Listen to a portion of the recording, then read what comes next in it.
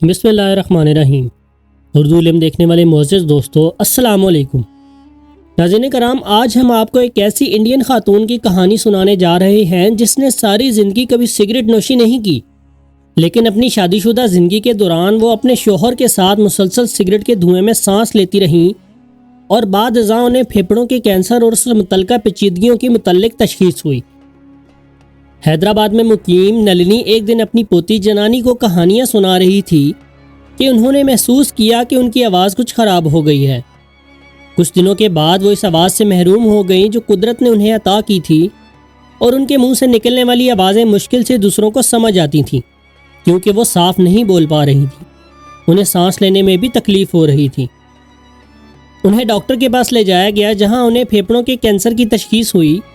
ڈاکٹروں نے ان کے لیرنکس اور تھائرائیڈ کو نکال دیا۔ ڈاکٹرز نے کہا کہ میں اپنی اصلی آواز کبھی واپس حاصل نہیں کر سکوں گی۔ نلنی کی پوتی جنانی کی عمر اب 15 سال ہے۔ وہ بتاتی ہیں کہ کیسے اس کی خشک افطار دادی اچانک بیمار ہو گئیں۔ انہوں نے کہا کہ جب پتہ چلا کہ انہیں کینسر ہے تو وہ ہفتوں تک گھر پر نہیں بلکہ ہسپتال میں رہیں۔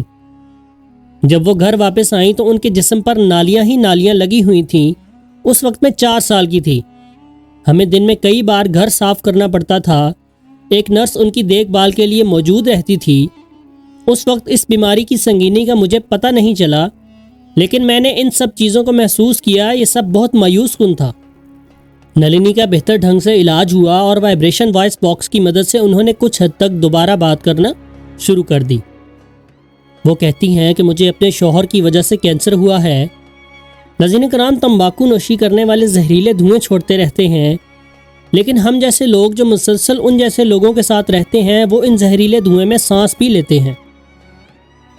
عالمی ادارہ صحت کا کہنا ہے کہ کسی بھی قسم کا تمباکو انسانی جسم کے لیے نقصان دہ ہے، اور تمباکو کی تھوڑی مقدار بھی انسانی صحت کے لیے خطرناک ہے۔ انٹرنیشنل ڈپارٹمنٹ آف ہیلتھ کے یورپی ڈویژن آف ٹوبیکو میں کام کرنے والی اینجلا جیونا کہتی ہیں کہ سگریٹ کے دھوئیں میں 7000 سے زیادہ مختلف قسم کے کیمیکلز ہوتے ہیں، جن میں سے 70 کیمیکلز کینسر کا سبب بن سکتے ہیں۔ وہ مزید کہتی ہیں کہ 1 گھنٹے تک ایسے ماحول میں سانس لینا جہاں سگریٹ کا دھواں موجود ہو آپ کے دل کی خون کی شریانوں کو نقصان پہنچا سکتا ہے اور دل کے دورے کا خطرہ بڑھ سکتا ہے۔ عالمی ادارہ صحت کے اعداد و شمار کے مطابق ہر سال تقریباً 65,000 بچے غیر فعال یا بلا واسطہ طور پر سگریٹ نوشی، یعنی ایسے ماحول میں رہنا جہاں سگریٹ کا دھواں موجود ہو، اس کی وجہ سے موت کے منہ میں چلے جاتے ہیں۔ وہ بچے جو دھوئیں میں سانس لیتے ہیں ان کے کان میں انفیکشن ہو جانے کا خطرہ موجود رہتا ہے، جو سماعت میں کمی یا بہرے پن کا باعث بن سکتا ہے۔ اینجلا کہتی ہیں چھوٹے بچے میں سانس کی شدید بیماری ہونے کا امکان 50 سے 100% زیادہ ہوتا ہے۔ ان میں دمہ ہونے کا زیادہ امکان بھی بڑوں سے زیادہ ہے۔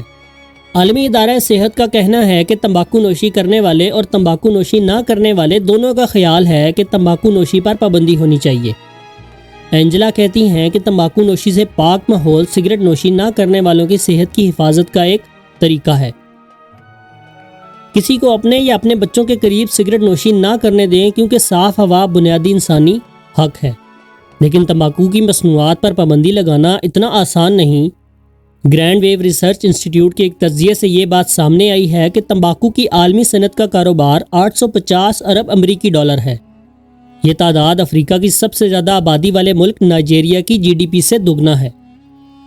نلنی کا کہنا ہے کہ اس کے ساتھ جو کچھ ہوا اس کے لیے وہ اپنے شوہر کو مکمل طور پر قصوروار نہیں ٹھہراتی۔ ان کا تمباکو کمپنیوں کے خلاف قانونی کارروائی کا بھی کوئی ارادہ نہیں ہے، لیکن انہیں پھر بھی اپنی گردن میں سوراخ سے سانس لینا پڑتا ہے اور وہ صرف نرم غذا ہی کھا سکتی ہیں۔ جنانی کا بیان ہے کہ مجھے اپنی دادی پر فخر ہے، وہ سب کے لیے متاثر کن ہے۔ میں نے ان جیسی حسین مسکراہٹ والی دادی کسی کی نہیں دیکھی۔ 75 سالہ نلنی غیر فعال تمباکو نوشی کے خطرات کے بارے میں بیداری پھیلانے کے لیے اسکولوں، کالجوں، میٹنگز اور دیگر کئی مقامات کا دورہ کرتی ہیں۔ اکثر وہ لوگوں کو خبردار کرنے کے لیے اپنی کہانی سناتی ہیں۔